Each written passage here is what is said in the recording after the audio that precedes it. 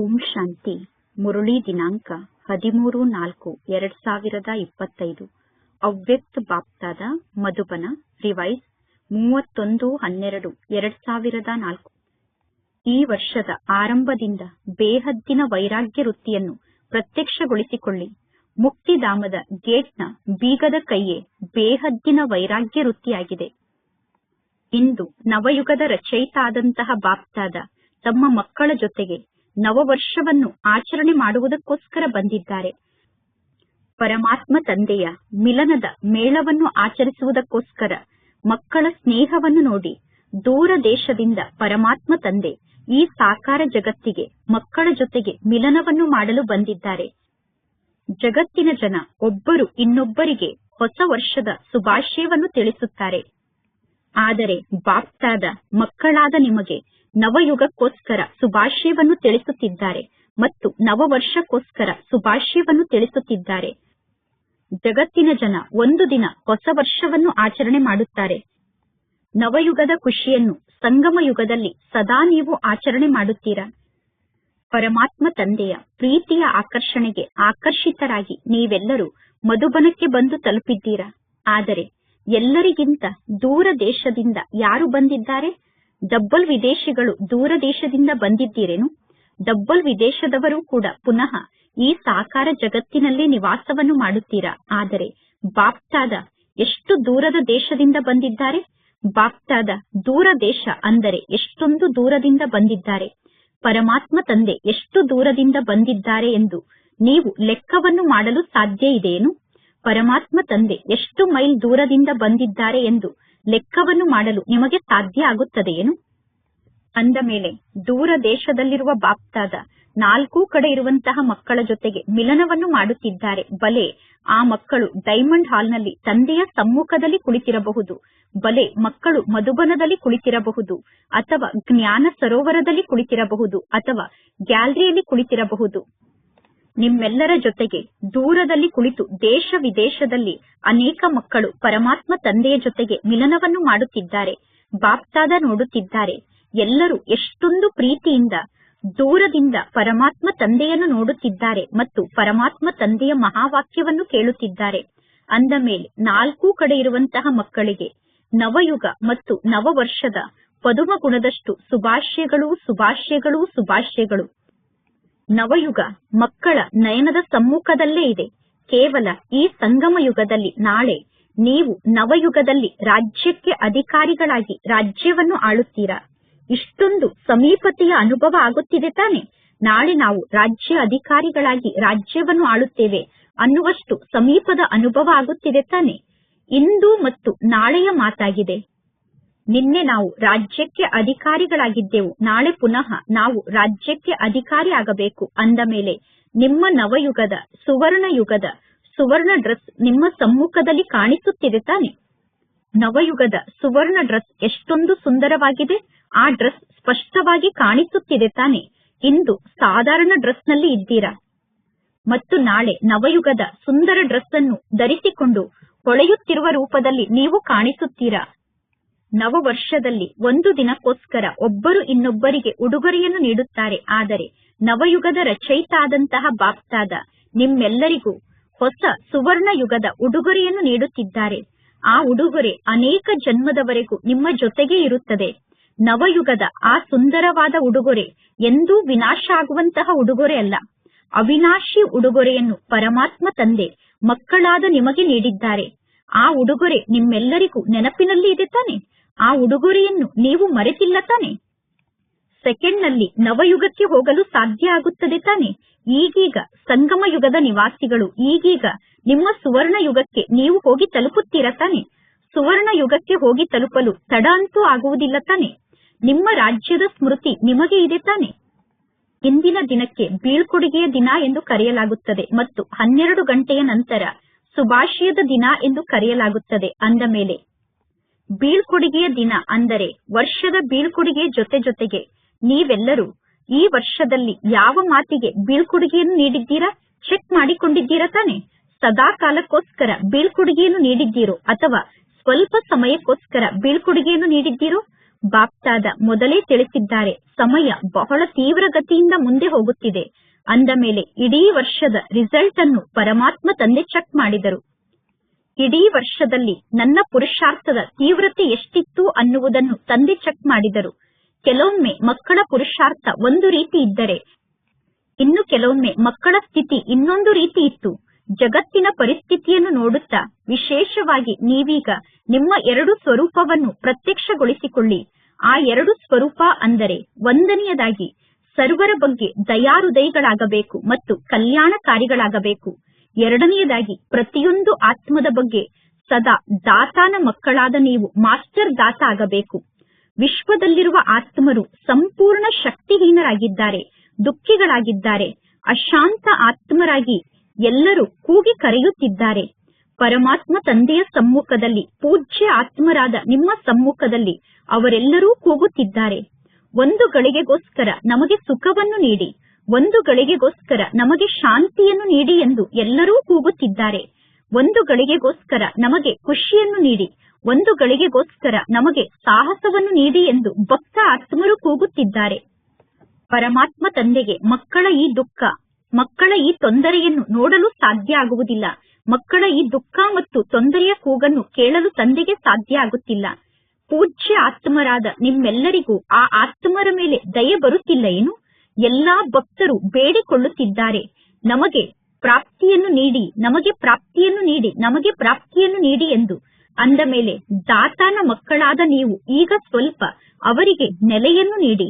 ಪರಮಾತ್ಮ ತಂದೆ ಮಕ್ಕಳಾದ ನಿಮ್ಮನ್ನು ತಮ್ಮ ಜೊತೆಗಾರರನ್ನಾಗಿ ಮಾಡಿಕೊಂಡು ಮಾಸ್ಟರ್ ದಾತಾನನ್ನಾಗಿ ಮಾಡಿ, ನಿಮ್ಮನ್ನು ಪರಮಾತ್ಮ ತಂದೆ ತಮ್ಮ ರೈಟ್ ಹ್ಯಾಂಡ್ ಅನ್ನಾಗಿ ಮಾಡಿಕೊಂಡು ನಿಮಗೆ ಸೂಚನೆಯನ್ನು ನೀಡುತ್ತಿದ್ದಾರೆ.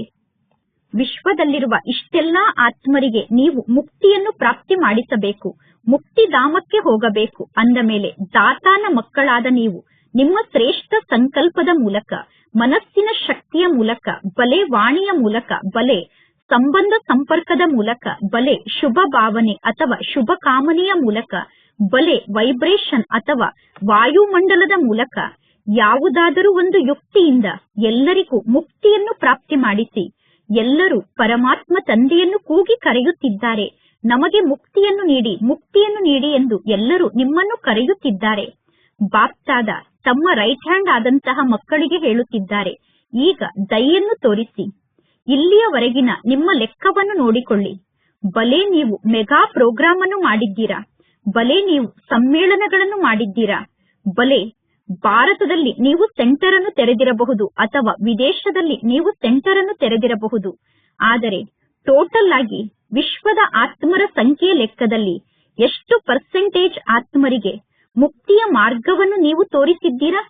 ಕೇವಲ ಭಾರತದ ಕಲ್ಯಾಣಕಾರಿಗಳಾಗಿದ್ದೀರೋ ಅಥವಾ ವಿದೇಶದಲ್ಲಿ ಏನು 5 ಖಂಡಗಳಿದೆಯೋ ಆ ಖಂಡಗಳಲ್ಲಿ ಬೇರೆ ಬೇರೆ ಸ್ಥಾನದಲ್ಲಿ ಸೆಂಟರ್ ಅನ್ನು ತೆರೆದು ಕೇವಲ ವಿದೇಶದ ಕಲ್ಯಾಣಕಾರಿಗಳಾಗಿದ್ದೀರೋ ಅಥವಾ ವಿಶ್ವ ಕಲ್ಯಾಣಕಾರಿಗಳಾಗಿದ್ದೀರೋ?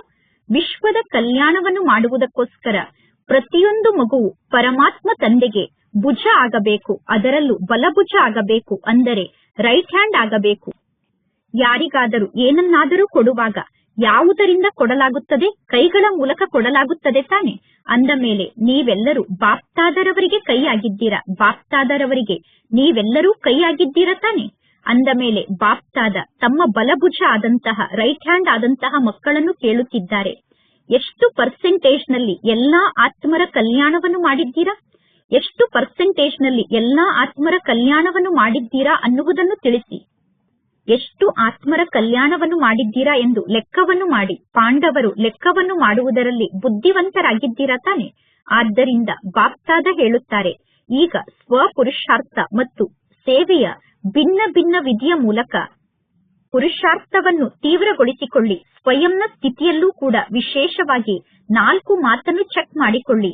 ಆಗ ನಿಮಗೆ ತೀವ್ರ ಪುರುಷಾರ್ಥಿಗಳು ಎಂದು ಕರೆಯಲಾಗುತ್ತದೆ. ಮೊದಲನೇ ಮಾತಾಗಿದೆ, ನಾನು ನಿಮಿತ್ತ ಭಾವನೆ ಉಳ್ಳವನಾಗಿದ್ದೇನಾ ಎಂದು ಮೊದಲು ಸ್ವಯಂವನ್ನು ಚೆಕ್ ಮಾಡಿಕೊಳ್ಳಿ.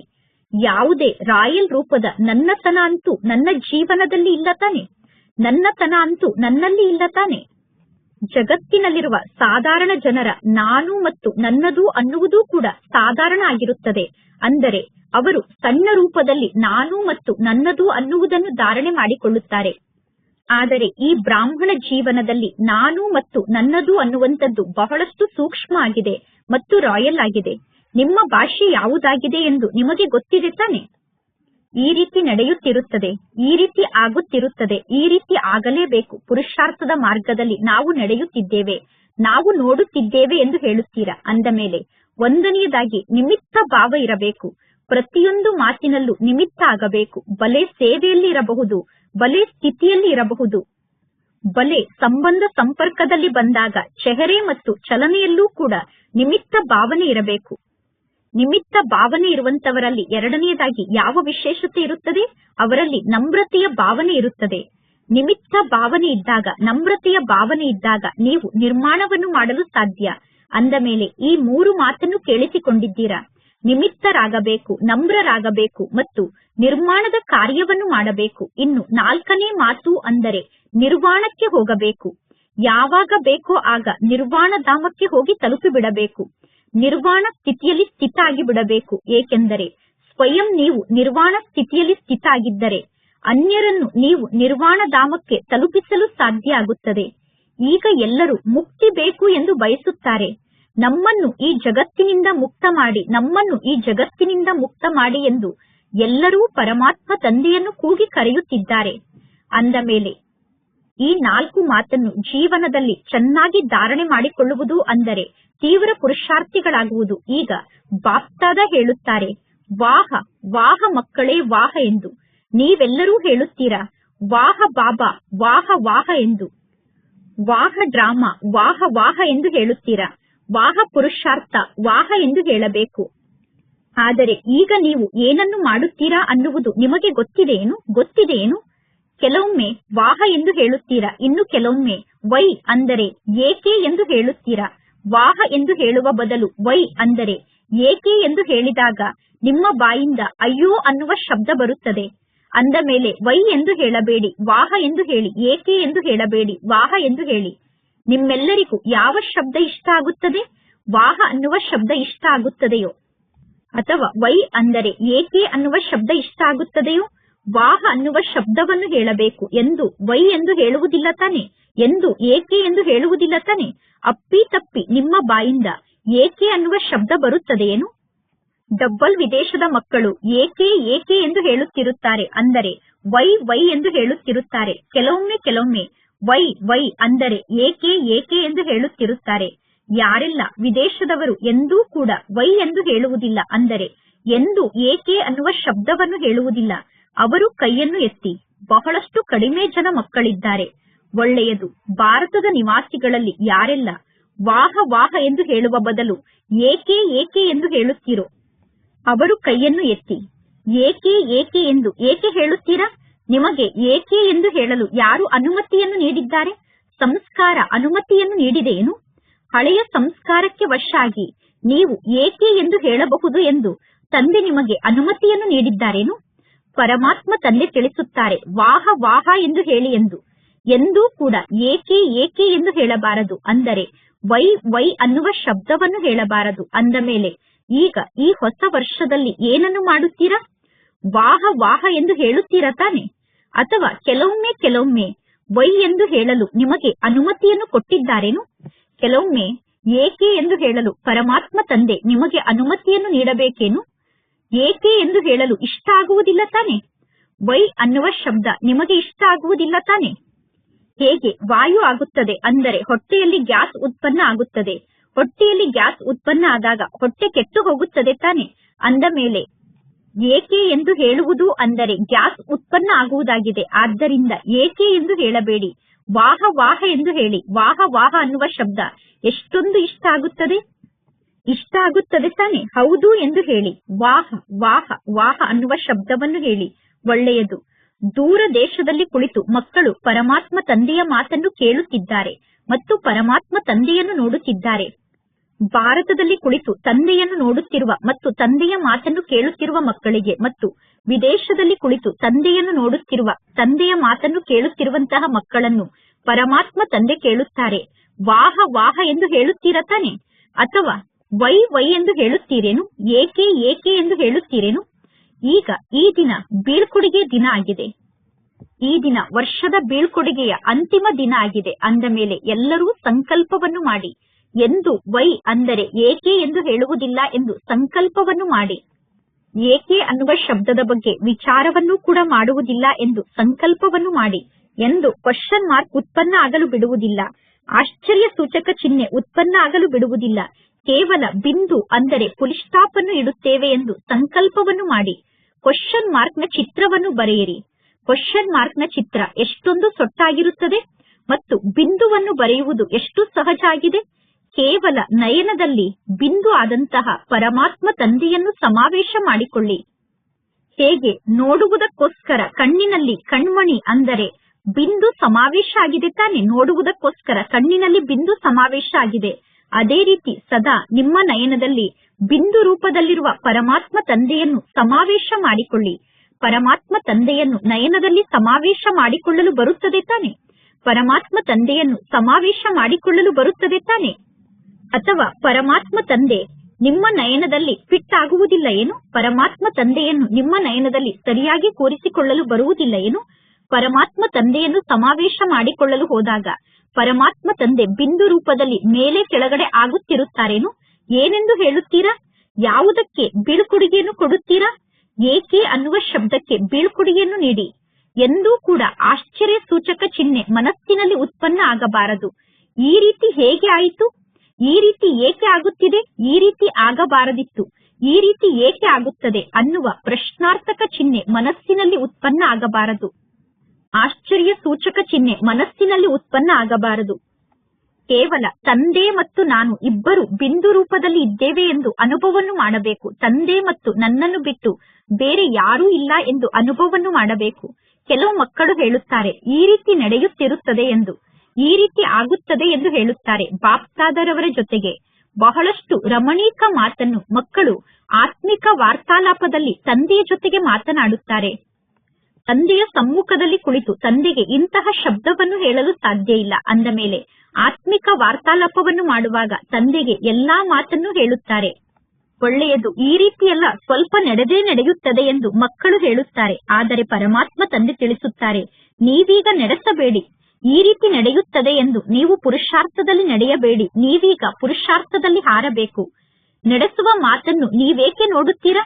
ಯಾವುದೆಲ್ಲ ನಡೆಯುತ್ತಿದೆಯೋ ಅದನ್ನು ನೀವೇಕೆ ನೋಡುತ್ತೀರಾ? ನೀವೀಗ ಹಾರಿ ಮತ್ತು ಅನ್ಯರನ್ನೂ ಕೂಡ ಹಾರಿಸಿ. ಶುಭ ಭಾವನೆ, ಶುಭ ಕಾಮನೆ ಎಷ್ಟು ಶಕ್ತಿಶಾಲಿಯಾಗಿದೆ ಅಂದರೆ ಕೇವಲ ಮಧ್ಯದಲ್ಲಿ ಏಕೆ ಅನ್ನುವ ಶಬ್ದ ಉತ್ಪನ್ನ ಆಗಬಾರದು. ಕೇವಲ ಶುಭ ಭಾವನೆ ಮತ್ತು ಶುಭ ಕಾಮನೆ ಎಷ್ಟು ಶಕ್ತಿಶಾಲಿಯಾಗಿರಬೇಕು ಅಂದರೆ ಆ ಶುಭ ಭಾವನೆ ಮತ್ತು ಶುಭ ಕಾಮನೆ ಅನ್ಯರ ಮನಸ್ಸಿನ ಅಶುಭ ಭಾವನೆಯನ್ನೂ ಕೂಡ ಶುಭ ಭಾವನೆಯಲ್ಲಿ ಪರಿವರ್ತನೆ ಮಾಡಲು ಸಾಧ್ಯ.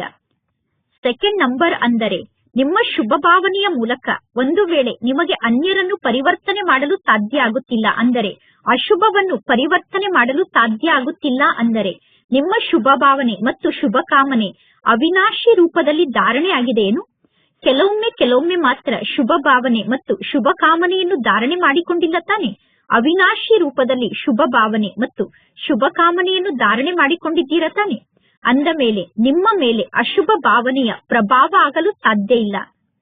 ಕ್ವಶನ್ ಮಾರ್ಕ್ ನಲ್ಲಿ ಸಿಕ್ಕಿ ಹಾಕಿಕೊಳ್ಳುತ್ತೀರಾ. ಈ ರೀತಿ ಏಕೆ ಆಗುತ್ತಿದೆ? ಎಲ್ಲಿಯವರೆಗೂ ಇದೇ ರೀತಿ ಆಗುತ್ತದೆ? ಹೇಗೆ ಈ ರೀತಿ ಆಗಲು ಸಾಧ್ಯ? ಈ ಎಲ್ಲಾ ಮಾತಿನ ಕಾರಣ ಶುಭ ಭಾವನೆಯ ಶಕ್ತಿ ಕಡಿಮೆ ಆಗಿ ಬಿಡುತ್ತದೆ. ಹಾಗೆ ನೋಡಿದರೆ ಶುಭ ಭಾವನೆ ಮತ್ತು ಶುಭ ಕಾಮನೆಯ ಸಂಕಲ್ಪ ಶಕ್ತಿಯಲ್ಲಿ ಬಹಳಷ್ಟು ಶಕ್ತಿ ಇದೆ. ನೋಡಿ, ನೀವೆಲ್ಲರೂ ಈಗ ಬಾಪ್ತಾದರವರ ಬಳಿ ಬಂದಿದ್ದೀರಾ. ಪರಮಾತ್ಮ ತಂದೆಗೆ ಮಗು ಆದಂತಹ ನಿಮ್ಮ ಮೊದಲನೇ ದಿನವನ್ನು ನೆನಪು ಮಾಡಿಕೊಳ್ಳಿ. ಬಾಪ್ತಾದ ಏನನ್ನು ಮಾಡಿದರು? ಬಲೆ ನೀವು ಪತಿತ ಆತ್ಮರಾಗಿ ಬಂದಿರಬಹುದು, ಬಲೆ ನೀವು ಪಾಪಾತ್ಮರಾಗಿ ಬಂದಿರಬಹುದು, ಅಥವಾ ಬಲೆ ಸಾಧಾರಣ ಮಕ್ಕಳಾಗಿ ಬಂದಿರಬಹುದು, ಬಲೆ ಭಿನ್ನ ಭಿನ್ನ ವೃತ್ತಿ ಉಳ್ಳವರಾಗಿ ಬಂದಿರಬಹುದು, ಭಿನ್ನ ಭಿನ್ನ ಭಾವನೆಯಿಂದ ತಂದೆಯ ಸಮ್ಮುಖಕ್ಕೆ ನೀವು ಬಂದಿರಬಹುದು. ಆದರೆ ಬಾಪ್ತಾದ ಏನನ್ನು ಮಾಡಿದರು? ಮಕ್ಕಳಾದ ನಿಮ್ಮ ಬಗ್ಗೆ ಶುಭ ಭಾವನೆಯನ್ನು ಇಟ್ಟುಕೊಂಡರು ತಾನೆ? ಇವರು ನನ್ನ ಮಕ್ಕಳಾಗಿದ್ದಾರೆ, ಇವರು ಮಾಸ್ಟರ್ ಸರ್ವಶಕ್ತಿವಂತ ಆತ್ಮರಾಗಿದ್ದಾರೆ, ಇವರು ಹೃದಯ ಸಿಂಹಾಸನಕ್ಕೆ ಅಧಿಕಾರಿಯಾಗಿದ್ದಾರೆ ಅನ್ನುವ ಶುಭ ಭಾವನೆಯನ್ನು ಇಟ್ಟುಕೊಂಡರು. ಪರಮಾತ್ಮ ತಂದೆ ನಿಮ್ಮ ಬಗ್ಗೆ ಶುಭ ಕಾಮನೆಯನ್ನು ಇಟ್ಟುಕೊಂಡರು ತಾನೆ? ಆ ಶುಭ ಕಾಮನೆಯ ಕಾರಣ ನೀವು ಪರಮಾತ್ಮ ತಂದೆಗೆ ಮಕ್ಕಳಾಗಿದ್ದೀರಾ. ಪಾಪಾತ್ಮರಾದ ನೀವು ನನ್ನ ಬಳಿ ಏಕೆ ಬಂದಿದ್ದೀರಾ ಎಂದು ತಂದೆ ಎಂದಾದರೂ ಹೇಳಿದರೇನು? ನಿಮ್ಮ ಬಗ್ಗೆ ಶುಭ ಭಾವನೆಯನ್ನು ಇಟ್ಟುಕೊಂಡರು. ನನ್ನ ಮಕ್ಕಳು, ಮಾಸ್ಟರ್ ಸರ್ವಶಕ್ತಿವಂತ ಮಕ್ಕಳು ಎಂದು ತಂದೆ ನಿಮ್ಮನ್ನು ನೋಡಿದರು. ಪರಮಾತ್ಮ ತಂದೆ ಮಕ್ಕಳಾದ ನಿಮ್ಮೆಲ್ಲರ ಮೇಲೆ ಶುಭ ಭಾವನೆಯನ್ನು ಇಟ್ಟುಕೊಂಡರು, ಶುಭ ಕಾಮನೆಯನ್ನು ಇಟ್ಟುಕೊಂಡರು. ಆದ್ದರಿಂದ ನೀವೆಲ್ಲರೂ ಮನಸ್ಸಿನಿಂದ ಯಾವ ಶಬ್ದವನ್ನು ಹೇಳಿದಿರಿ? ನನ್ನ ಬಾಬಾ, ಮೇರಾ ಬಾಬಾ ಅನ್ನುವ ಶಬ್ದವನ್ನು ಹೇಳಿದ್ದೀರಾ. ಪರಮಾತ್ಮ ತಂದೆ ಏನೆಂದು ಹೇಳಿದರು? ಪರಮಾತ್ಮ ತಂದೆ ನನ್ನ ಮಕ್ಕಳೇ ಎಂದು ಕರೆದರು. ಅದೇ ರೀತಿ ಒಂದು ವೇಳೆ ಶುಭ ಭಾವನೆ ಮತ್ತು ಶುಭ ಕಾಮನೆಯನ್ನು ನೀವು ಇಟ್ಟುಕೊಂಡರೆ ಆಗ ಏನು ಕಾಣಿಸುತ್ತದೆ? ನನ್ನ ಕಲ್ಪದ ಮೊದಲಿನ ಮಧುರ ಸಹೋದರ, ಕಲ್ಪದ ಮೊದಲಿನ ಮಧುರ ಕಳೆದು ಹೋಗಿ ಸಿಕ್ಕಂತಹ ಸಹೋದರಿ ಅನ್ನುವ ರೂಪದಲ್ಲಿ ಆ ಆತ್ಮರು ಕಾಣಿಸುತ್ತಾರೆ. ಆಗ ಅವರ ಪರಿವರ್ತನೆ ಕೂಡ ಆಗುತ್ತದೆ. ಅಂದ ಮೇಲೆ ಈ ವರ್ಷದಲ್ಲಿ ಏನನ್ನಾದರೂ ಮಾಡಿ ತೋರಿಸಬೇಕು. ಕೇವಲ ಕೈಯನ್ನು ಎತ್ತಬೇಡಿ. ಕೈಯನ್ನು ಎತ್ತುವುದು ಬಹಳ ಸಹಜ ಆಗಿದೆ. ಮನಸ್ಸಿನ ಕೈಯನ್ನು ಎತ್ತಿ, ಏಕೆಂದರೆ ಈಗ ಇನ್ನೂ ಬಹಳಷ್ಟು ಕಾರ್ಯ ಉಳಿದುಕೊಂಡಿದೆ. ಬಾಪ್ತಾದರವರ ದೃಷ್ಟಿ ಮಕ್ಕಳ ಮೇಲೆ ಇದೆ. ಪರಮಾತ್ಮ ತಂದೆ ಮಕ್ಕಳಿಗೆ ಸೂಚನೆಯನ್ನು ನೀಡುತ್ತಾರೆ. ವಿಶ್ವದ ಆತ್ಮರ ಮೇಲೆ ತಂದೆಗೆ ಬಹಳಷ್ಟು ದಯೆ ಬರುತ್ತದೆ. ಈಗ ಪ್ರಕೃತಿಗೂ ಕೂಡ ಸಾಕಾಗಿ ಬಿಟ್ಟಿದೆ. ಪ್ರಕೃತಿ ಸ್ವಯಂ ಸುಸ್ತಾಗಿ ಬಿಟ್ಟಿದೆ. ಅಂದ ಮೇಲೆ ಪ್ರಕೃತಿ ಏನನ್ನು ಮಾಡುತ್ತದೆ? ಸುಸ್ತಾದಂತಹ ಪ್ರಕೃತಿ ಆತ್ಮರಿಗೂ ಕೂಡ ತೊಂದರೆಯನ್ನು ಕೊಡುತ್ತಿದೆ. ಪರಮಾತ್ಮ ತಂದೆಗೆ ಮಕ್ಕಳನ್ನು ನೋಡಿ ಕರುಣೆ ಬರುತ್ತದೆ. ನಿಮ್ಮೆಲ್ಲರಿಗೂ ಆತ್ಮರನ್ನು ನೋಡಿ ಕರುಣೆ ಬರುವುದಿಲ್ಲ ಏನು? ಕೇವಲ ವಿನಾಶದ ಸಮಾಚಾರವನ್ನು ಕೇಳಿ ಸುಮ್ಮನಾಗಿ ಬಿಡುತ್ತೀರೇನು? ಇಷ್ಟು ಜನ ಆತ್ಮರು ಶರೀರವನ್ನು ತ್ಯಾಗ ಮಾಡಿದರು ಅನ್ನುವುದನ್ನು ಕೇಳಿ ಸುಮ್ಮನೆ ಆಗಿ ಬಿಡುತ್ತೀರೇನು? ಆ ಆತ್ಮರು ಸಂದೇಶದಿಂದ ವಂಚಿತಾಗಿ ಉಳಿದುಕೊಂಡಿರುತ್ತಾನೆ. ಈಗ ದಾತ ಆಗಿ, ದಯಾಹೃದಯಿಗಳಾಗಿ, ಈ ರೀತಿ ದಯಾಹೃದಯಿಯಾಗಲು ಯಾವಾಗ ಸಾಧ್ಯ? ಯಾವಾಗ ನಿಮ್ಮ ಮನಸ್ಸಿನಲ್ಲಿ ದಯೆ ಉತ್ಪನ್ನ ಆಗುತ್ತದೆ? ಯಾವಾಗ ಈ ವರ್ಷದ ಆರಂಭದಿಂದ ನಿಮ್ಮ ಬೇಹದ್ದಿನ ವೈರಾಗ್ಯ ವೃತ್ತಿಯನ್ನು ಪ್ರಕಟಗೊಳಿಸಿಕೊಳ್ಳುತ್ತೀರೋ ಆಗ ದಯಾಹೃದಯಿಗಳಾಗುತ್ತೀರಾ. ಬೇಹದ್ದಿನ ವೈರಾಗ್ಯ ವೃತ್ತಿಯನ್ನು ಪ್ರತ್ಯಕ್ಷಗೊಳಿಸಿಕೊಳ್ಳಿ. ಈ ದೇಹದ ಸ್ಮೃತಿ ಅಥವಾ ದೇಹಾಭಿಮಾನದ ಸ್ಮೃತಿ, ಈ ದೇಹ ಮತ್ತು ದೇಹದ ಸ್ಮೃತಿಯ ಮಾತಿನಲ್ಲಿ ಬೇಹದ್ದಿನ ವೈರಾಗ್ಯ ಆಗುವುದರಲ್ಲಿ ಇನ್ನೂ ಕೊರತೆ ಇದೆ. ಸಣ್ಣ ಸಣ್ಣ ಹದ್ದಿನ ಮಾತುಗಳು ಸ್ಥಿತಿಯನ್ನು ಏರುಪೇರು ಮಾಡುತ್ತಿದೆ. ಅದಕ್ಕೆ ಕಾರಣ ಏನು? ಬೇಹದ್ದಿನ ವೈರಾಗ್ಯ ವೃತ್ತಿಯಲ್ಲಿ ಕೊರತೆ ಇದೆ. ಹದ್ದಿನ ಮಾತಿನಲ್ಲಿ ಆಸಕ್ತಿ ಇದೆ. ವೈರಾಗ್ಯ ಇಲ್ಲ ಅಂದರೆ ಆಸಕ್ತಿ ಇದೆ ಎಂದು ಅರ್ಥ. ಯಾವಾಗ ಸಂಪೂರ್ಣ ಬೇಹದ್ದಿನ ವೈರಾಗ್ಯಗಳಾಗುತ್ತೀರೋ ಅಂದರೆ ನಿಮ್ಮ ವೃತ್ತಿಯಲ್ಲೂ ವೈರಾಗ್ಯ, ದೃಷ್ಟಿಯಲ್ಲೂ ಬೇಹದ್ದಿನ ವೈರಾಗ್ಯ, ಸಂಬಂಧ ಸಂಪರ್ಕದಲ್ಲೂ ವೈರಾಗ್ಯ, ಸೇವೆಯಲ್ಲೂ ಕೂಡ ಬೇಹದ್ದಿನ ವೈರಾಗ್ಯ ಇದ್ದಾಗ ಮುಕ್ತಿಧಾಮದ ಬಾಗಿಲು ತೆರೆಯುತ್ತದೆ. ಈಗ ಎಲ್ಲಾ ಆತ್ಮರು ಶರೀರವನ್ನು ತ್ಯಾಗ ಮಾಡುತ್ತಿದ್ದಾರೆ, ಪುನಃ ಜನ್ಮವನ್ನು ಪಡೆದುಕೊಳ್ಳುತ್ತಿದ್ದಾರೆ, ಪುನಃ ದುಃಖಿಗಳಾಗುತ್ತಿದ್ದಾರೆ. ಈಗ ಮುಕ್ತಿಧಾಮದ ಗೇಟನ್ನು ತೆರೆಯಲು ನೀವು ನಿಮಿತ್ತರಾಗಿದ್ದೀರ ತಾನೆ? ಬ್ರಹ್ಮ ತಂದೆಗೆ ನೀವೆಲ್ಲರೂ ಜೊತೆಗಾರರಾಗಿದ್ದೀರ ತಾನೆ? ಅಂದ ಮೇಲೆ ಬೇಹದ್ದಿನ ವೈರಾಗ್ಯ ವೃತ್ತಿಯನ್ನು ಧಾರಣೆ ಮಾಡಿಕೊಳ್ಳುವುದೇ ಮುಕ್ತಿಧಾಮದ ಗೇಟನ್ನು ತೆರೆಯಲು ಬೀಗದ ಕೈಯಾಗಿದೆ. ಈಗ ಇನ್ನು ಬೀಗದ ಕೈಯನ್ನು ತೆರೆದಿಲ್ಲ, ಇನ್ನು ಬೀಗದ ಕೈ ತಯಾರಾಗಿಲ್ಲ ಏನು? ಬ್ರಹ್ಮ ತಂದೆ ಕೂಡ ಕಾಯುತ್ತಿದ್ದಾರೆ, ಅಡ್ವಾನ್ಸ್ ಪಾರ್ಟಿಯವರೂ ಕೂಡ ಕಾಯುತ್ತಿದ್ದಾರೆ, ಪ್ರಕೃತಿ ಕೂಡ ಕಾಯುತ್ತಿದೆ. ಎಲ್ಲರಿಗೂ ಬಹಳಷ್ಟು ಸಾಕಾಗಿ ಬಿಟ್ಟಿದೆ. ಪ್ರಕೃತಿಗೂ ಕೂಡ ಬಹಳಷ್ಟು ಸಾಕಾಗಿದೆ. ಮಾಯೆ ಕೂಡ ತನ್ನ ದಿನವನ್ನು ಲೆಕ್ಕ ಮಾಡುತ್ತಿದೆ. ಅಂದ ಮೇಲೆ ಈಗ ನೀವು ಹೇಳಿ, ಹೇ ಮಾಸ್ಟರ್ ಸರ್ವಶಕ್ತಿವಂತರೇ, ನೀವೀಗ ಹೇಳಿ, ಈಗ ಏನನ್ನು ಮಾಡಬೇಕು? ಈ ವರ್ಷದಲ್ಲಿ ಯಾವುದಾದರೂ ನವೀನತೆಯ ಕಾರ್ಯವನ್ನು ಮಾಡುತ್ತೀರಾ ತಾನೆ? ಹೊಸ ವರ್ಷ ಎಂದು ಹೇಳುತ್ತೀರಾ. ಅಂದ ಮೇಲೆ ಹೊಸ ವರ್ಷದಲ್ಲಿ ನವೀನತೆಯನ್ನು ಮಾಡಿ ತೋರಿಸುತ್ತೀರಾ ತಾನೆ? ಈಗ ಬೇಹದ್ದಿನ ವೈರಾಗ್ಯ ವೃತ್ತಿಯ ಮೂಲಕ ಮುಕ್ತಿಧಾಮಕ್ಕೆ ಹೋಗುವಂತಹ ಬೀಗದ ಕೈಯನ್ನು ತಯಾರು ಮಾಡಿ. ಈಗ ನೀವೆಲ್ಲರೂ ಮೊದಲು ಮುಕ್ತಿಧಾಮಕ್ಕೆ ಹೋಗಬೇಕು. ಬ್ರಹ್ಮ ತಂದೆಗೆ ನೀವೆಲ್ಲರೂ ಪ್ರತಿಜ್ಞೆಯನ್ನು ಮಾಡಿದ್ದೀರಾ. ಬಾಬಾ, ನಿಮ್ಮ ಜೊತೆಗೆ ಮುಕ್ತಿಧಾಮಕ್ಕೆ ಬರುತ್ತೇವೆ, ನಂತರ ಜೊತೆಗೆ ಸತ್ಯುಗದಲ್ಲಿ ಬರುತ್ತೇವೆ, ನಂತರ ಜೊತೆಗೆ ಸತ್ಯುಗದಲ್ಲಿ ರಾಜ್ಯವನ್ನು ಆಳುತ್ತೇವೆ, ಜೊತೆಗೆ ಭಕ್ತಿಯನ್ನು ಮಾಡುತ್ತೇವೆ ಎಂದು ಅಂದ ಮೇಲೆ ಈಗ ತಯಾರಿಯನ್ನು ಮಾಡಿಕೊಳ್ಳಿ. ಈ ವರ್ಷದಲ್ಲಿ ತಯಾರಿಯನ್ನು ಮಾಡಿಕೊಳ್ಳುತ್ತೀರೋ ಅಥವಾ ಇನ್ನೊಂದು ವರ್ಷ ಬೇಕು? ಯಾರು ತಿಳಿದುಕೊಂಡಿದ್ದೀರಾ ಈ ವರ್ಷದಲ್ಲಿ ತಯಾರಾಗುತ್ತೇವೆ ಎಂದು? ಅವರು ದಯವಿಟ್ಟು ಗಮನವನ್ನು ಕೊಡಿ. ಈ ವರ್ಷದಲ್ಲಿ ಬಾರಿ ಬಾರಿಗೂ ಈ ರೀತಿ ಕಾರ್ಯವನ್ನು ಮಾಡಿ ತೋರಿಸುತ್ತೇನೆ ಎಂದು ತಿಳಿದುಕೊಂಡಿರುವವರು ಕೈಯನ್ನು ಎತ್ತಿ ಮಾಡಿ ತೋರಿಸುತ್ತೀರಾ ತಾನೆ? ಪುನಃ ಅಡ್ವಾನ್ಸ್ ಪಾರ್ಟಿಯವರು ನಿಮಗೆ ಬಹಳಷ್ಟು ಶುಭಾಶಯವನ್ನು ತಿಳಿಸುತ್ತಾರೆ. ಅಡ್ವಾನ್ಸ್ ಪಾರ್ಟಿಯವರೂ ಕೂಡ ಸುಸ್ತಾಗಿ ಬಿಟ್ಟಿದ್ದಾರೆ. ಒಳ್ಳೆಯದು. ಟೀಚರ್ಸ್ ಏನೆಂದು ಹೇಳುತ್ತೀರಾ? ಮೊದಲನೇ ಲೈನ್ನವರು ಏನೆಂದು ಹೇಳುತ್ತೀರಾ? ಮೊದಲನೇ ಲೈನ್ನಲ್ಲಿ ಕುಳಿತಂತಹ ಪಾಂಡವರು, ಮೊದಲನೇ ಲೈನ್ನಲ್ಲಿ ಕುಳಿತಿರುವಂತಹ ಶಕ್ತಿಯರು ಯಾರೆಲ್ಲ ಈ ವರ್ಷದಲ್ಲಿ ಮಾಡಿ ತೋರಿಸುತ್ತೀರೋ ಅವರು ಕೈಯನ್ನು ಎತ್ತಿ. ಅರ್ಧ ಕೈಯನ್ನು ಎತ್ತಬೇಡಿ. ಅರ್ಧ ಕೈಯನ್ನು ಎತ್ತಿದರೆ ತಂದೆ ತಿಳಿದುಕೊಳ್ಳುತ್ತಾರೆ ಅರ್ಧ ಕಾರ್ಯವನ್ನು ಮಾಡಿ ತೋರಿಸುತ್ತೀರಾ ಎಂದು. ಉದ್ದವಾದ ಕೈಯನ್ನು ಎತ್ತಿ. ಒಳ್ಳೆಯದು. ಶುಭಾಶಯಗಳು, ಶುಭಾಶಯಗಳು. ಒಳ್ಳೆಯದು. ಡಬ್ಬಲ್ ವಿದೇಶದವರು ಕೈಯನ್ನು ಎತ್ತಿ. ಒಬ್ಬರು ಇನ್ನೊಬ್ಬರನ್ನು ನೋಡಿ ಯಾರು ಕೈಯನ್ನು ಎತ್ತಿಲ್ಲ ಅನ್ನುವುದನ್ನು ನೋಡಿ. ಒಳ್ಳೆಯದು. ಈ ಸಿಂಧಿ ಗ್ರೂಪ್ನವರು ಕೂಡ ಕೈಯನ್ನು ಎತ್ತುತ್ತಿದ್ದಾರೆ. ಇದು ಚಮತ್ಕಾರದ ಮಾತಾಗಿದೆ. ನೀವೆಲ್ಲರೂ ಮಾಡಿ ತೋರಿಸುತ್ತೀರ ತಾನೆ? ಸಿಂಧಿ ಗ್ರೂಪ್ನವರು ಮಾಡಿ ತೋರಿಸುತ್ತೀರ ತಾನೆ? ನಿಮಗೆ ಡಬ್ಬಲ್ ಶುಭಾಶಯಗಳು. ಬಹಳ ಒಳ್ಳೆಯದು. ಒಬ್ಬರು ಇನ್ನೊಬ್ಬರಿಗೆ ಜೊತೆಯನ್ನು ನೀಡಿ ಶುಭ ಭಾವನೆಯ ಮೂಲಕ ಸೂಚನೆಯನ್ನು ನೀಡುತ್ತಾ ಕೈಯಲ್ಲಿ ಕೈಯನ್ನು ಇಟ್ಟು ಜೊತೆಗೆ ಸೇರಿಕೊಂಡು ಮಾಡಿ ತೋರಿಸಬೇಕು. ಒಳ್ಳೆಯದು. ಸಭೆಯಲ್ಲಿ ಯಾರೋ ಕೂಗಿದರು. ಒಳ್ಳೆಯದು. ಎಲ್ಲರೂ ಕುಳಿತುಕೊಳ್ಳಿ. ಇದೇನು ಹೊಸ ಮಾತಲ್ಲ. ಈಗೀಗ 1 ಸೆಕೆಂಡ್ನಲ್ಲಿ ಬಿಂದು ಆಗಿ ಬಿಂದು ತಂದೆಯನ್ನು ನೆನಪು ಮಾಡಿ. ಮತ್ತೆ ಎಷ್ಟೆಲ್ಲಾ ಮಾತಿದೆಯೋ ಆ ಎಲ್ಲಾ ಮಾತಿಗೂ ಬಿಂದುವನ್ನು ಇಡಿ. ಬಿಂದುವನ್ನು ಇಡಲು ಸಾಧ್ಯ ತಾನೆ? ಎಲ್ಲಾ ಮಾತಿಗೂ ಫುಲ್ ಸ್ಟಾಪ್ ಅನ್ನು ಇಡಲು ಸಾಧ್ಯ ತಾನೆ? ಕೇವಲ 1 ಸೆಕೆಂಡ್ನಲ್ಲಿ ಪರಮಾತ್ಮ ತಂದೆ ನನ್ನವರು, ನಾನು ಪರಮಾತ್ಮ ತಂದೆಗೆ ಮಗು ಆಗಿದ್ದೇನೆ ಅಂದರೆ ಮೇ ಬಾಬಾ ಕಾ, ಬಾಬಾ ಮೇರಾ ಅನ್ನುವ ಸ್ಥಿತಿಯ ಅನುಭವವನ್ನು ಮಾಡಿ. ಒಳ್ಳೆಯದು. 4 ಕಡೆ ಇರುವಂತಹ ಸರ್ವ ನವಯುಗಕ್ಕೆ ಮಾಲೀಕರಾಗುವಂತಹ ಮಕ್ಕಳಿಗೆ, 4 ಕಡೆ ಇರುವಂತಹ ಹೊಸ ವರ್ಷವನ್ನು ಆಚರಣೆ ಮಾಡುವಂತಹ ಉಮಂಗುತ್ಸಾಹ ಉಳ್ಳಂತಹ ಮಕ್ಕಳಿಗೆ ಸದಾ ಹಾರುತ್ತಿರಬೇಕು ಮತ್ತು ಅನ್ಯರನ್ನೂ ಹಾರಿಸಬೇಕು. ಈ ರೀತಿ ಹಾರುವ ಕಲೆಯಲ್ಲಿ ಹಾರುವಂತಹ ಮಕ್ಕಳಿಗೆ ಸದಾ ತೀವ್ರ ಪುರುಷಾರ್ಥದ ಮೂಲಕ ವಿಜಯದ ಮಾಲೆಯ ಮಣಿ ಆಗುವಂತಹ ವಿಜಯೀ ರತ್ನ ಆತ್ಮರಿಗೆ ಬಾಪ್ತಾದರವರ ಹೊಸ ವರ್ಷ ಮತ್ತು ಹೊಸ ಯುಗದ ಶುಭಾಶಯದ ಜೊತೆಗೆ ಪದುಮ ಗುಣದಷ್ಟು ತಟ್ಟೆಯಲ್ಲಿ ತುಂಬಿ ತುಂಬಿ ಶುಭಾಶಯಗಳು, ಶುಭಾಶಯಗಳು. ಈಗ ಪ್ರತಿಯೊಬ್ಬರು ಚಪ್ಪಾಳೆಯನ್ನು ತಟ್ಟಿ. ಒಳ್ಳೆಯದು. ಇಂದಿನ ವರದಾನ ಆಗಿದೆ. ಏಕಾಗ್ರತೆಯ ಅಭ್ಯಾಸದ ಮೂಲಕ ಏಕರಸ ಸ್ಥಿತಿಯನ್ನು ರೂಪಿಸಿಕೊಳ್ಳುವಂತಹ ಸರ್ವ ಸಿದ್ಧಿ ಸ್ವರೂಪ ಆತ್ಮರಾಗಿ. ಎಲ್ಲಿ ಏಕಾಗ್ರತೆ ಇದೆಯೋ ಅಲ್ಲಿ ಸ್ವತಃ ಏಕರಸ ಸ್ಥಿತಿ ಇರುತ್ತದೆ. ಏಕಾಗ್ರತೆಯ ಮೂಲಕ ಸಂಕಲ್ಪ, ಮಾತು ಮತ್ತು ಕರ್ಮದ ವ್ಯರ್ಥತೆ ಸಮಾಪ್ತಿಯಾಗುತ್ತದೆ ಮತ್ತು ಸಮರ್ಥತೆ ಧಾರಣೆ ಆಗುತ್ತದೆ. ಏಕಾಗ್ರತೆ ಅಂದರೆ ಒಂದೇ ಶ್ರೇಷ್ಠ ಸಂಕಲ್ಪದಲ್ಲಿ ಸ್ಥಿತ ಆಗಿರುವುದು. ಆ ಒಂದು ಬೀಜ ಅನ್ನುವ ಸಂಕಲ್ಪದಲ್ಲಿ ಸಂಪೂರ್ಣ ವೃಕ್ಷ ಅನ್ನುವ ವಿಸ್ತಾರ ಸಮಾವೇಶ ಆಗಿರುತ್ತದೆ. ಏಕಾಗ್ರತೆಯನ್ನು ವೃದ್ಧಿ ಮಾಡಿಕೊಳ್ಳಿ. ಆಗ ಸರ್ವ ಪ್ರಕಾರದ ಏರುಪೇರು ಸಮಾಪ್ತಿಯಾಗುತ್ತದೆ. ಎಲ್ಲಾ ಸಂಕಲ್ಪ, ಎಲ್ಲಾ ಮಾತು, ಎಲ್ಲಾ ಕರ್ಮದಲ್ಲೂ ಆಗ ಸಹಜವಾಗಿ ಸಿದ್ಧಿ ಪ್ರಾಪ್ತಿಯಾಗುತ್ತದೆ. ಅದಕ್ಕೋಸ್ಕರ ಏಕಾಂತದ ನಿವಾಸಿಗಳಾಗಿ ಅಂದರೆ ಏಕಾಂತವಾಸಿಗಳಾಗಿ ಇಂದಿನ ಶ್ಲೋಗನ್ ಆಗಿದೆ. ಒಮ್ಮೆ ನಡೆದಂತಹ ತಪ್ಪಿನ ಬಗ್ಗೆ ಬಾರಿ ಬಾರಿಗೂ ವಿಚಾರವನ್ನು ಮಾಡುವುದು ಅಂದರೆ ಕಲೆಯ ಮೇಲೆ ಕಲೆಯನ್ನು ಮಾಡಿಕೊಳ್ಳುವುದಾಗಿದೆ. ಆದ್ದರಿಂದ ಕಳೆದು ಹೋದಂತಹ ಮಾತಿಗೆ ಬಿಂದುವನ್ನು ಇಡಿ. ಇಂದಿನ ಅವ್ಯಕ್ತ ಸೂಚನೆ ಆಗಿದೆ. ಕಂಬೈನ್ ರೂಪದ ಸ್ಮೃತಿಯ ಮೂಲಕ ಸದಾ ವಿಜಯಿಗಳಾಗಿ. ಹೇಗೆ ಈ ಸಮಯದಲ್ಲಿ ಆತ್ಮ ಮತ್ತು ಶರೀರ ಕಂಬೈಂಡ್ ಆಗಿದೆ, ಅದೇ ರೀತಿ ಪರಮಾತ್ಮ ತಂದೆ ಮತ್ತು ಆತ್ಮರಾದ ನೀವು ಕಂಬೈಂಡ್ ಆಗಿರಬೇಕು. ಕೇವಲ ಪರಮಾತ್ಮ ತಂದೆ ನನ್ನವರಾಗಿದ್ದಾರೆ ಅನ್ನುವುದನ್ನು ನೆನಪಿನಲ್ಲಿ ಇಟ್ಟುಕೊಳ್ಳಿ. ನನ್ನ ಬಾಬಾ, ಮೇರಾ ಬಾಬಾ ಅನ್ನುವ ಶಬ್ದವನ್ನು ನೆನಪಿನಲ್ಲಿ ಇಟ್ಟುಕೊಳ್ಳಿ. ನಿಮ್ಮ ಮಸ್ತಕದಲ್ಲಿ ಕೇವಲ ಪರಮಾತ್ಮ ತಂದೆಯ ಜೊತೆಯ ತಿಲಕವನ್ನು ಹಚ್ಚಿಕೊಳ್ಳಿ. ಹೇಗೆ ಸುಮಂಗಳಿಯರು ಇರುತ್ತಾರೆ ತಾನೆ? ಸುಮಂಗಳಿಯರಿಗೆ ಪತಿ ಜೊತೆಗೂ ಕೂಡ ಇರುತ್ತಾರೆ. ಸುಮಂಗಳಿಯರು ತಿಲಕವನ್ನು ಹಚ್ಚಿಕೊಂಡಿರುವ ಕಾರಣ ಅವರು ಎಂದಾದರೂ ಪತಿಯನ್ನು ಮರೆಯುತ್ತಾರೇನು? ಅಂದ ಮೇಲೆ ಸದಾ ಜೊತೆಗಾರನ ಜೊತೆಗೆ ಇರಿ. ಅಂದರೆ ಪರಮಾತ್ಮ ತಂದೆಯನ್ನು ಜೊತೆಗಾರನನ್ನಾಗಿ ಮಾಡಿಕೊಂಡು ಸದಾ ಪರಮಾತ್ಮ ತಂದೆಯ ಜೊತೆಗೆ ಇರಬೇಕು.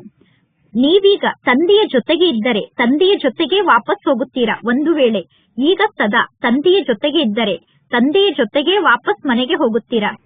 ಅಂದ ಮೇಲೆ ಜೊತೆಗಾರನನ್ನು ಸದಾ ಜೊತೆಗಿಟ್ಟುಕೊಳ್ಳಿ. ಜೊತೆಗಾರನ ಜೊತೆಗಿದ್ದರೆ ನೀವು ಜೊತೆಗೆ ವಾಪಸ್ ಹೋಗುತ್ತೀರಾ. ಅಂದ ಮೇಲೆ ತಂದೆಯ ಜೊತೆಗೆ ಇರಬೇಕು. ತಂದೆಯ ಜೊತೆಗೆ ವಾಪಸ್ ಮನೆಗೆ ಹೋಗಬೇಕು. ಪ್ರತಿ ಕ್ಷಣ, ಪ್ರತಿ ಸಂಕಲ್ಪದಲ್ಲೂ ತಂದೆ ಜೊತೆಗಿದ್ದಾರೆ ಎಂದು ಅನುಭವವನ್ನು ಮಾಡಬೇಕು. ಒಳ್ಳೆಯದು. ಓಂ ಶಾಂತಿ.